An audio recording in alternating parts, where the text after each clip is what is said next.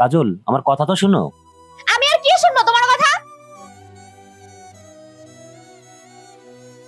মা, ও মা, কোথায় তুমি? ও মা, তুমি এখানে বসে আছো? মা, খুব খিদে পেয়েছে, খেতে দাও। তোরা তো খাওয়া আসে কোথা থেকে? কোনো ইনকামই তো করিস না, দাদার ঘাড়ের উপর বসে খাস। মা, কি হয়েছে তোমার? আর তুমি কান্না করছো কেন? আর এসব তুমি কি বলছো?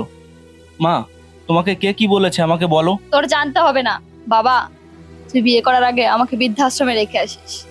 ও, এই ব্যাপার, আমি বুঝতে পেরেছি।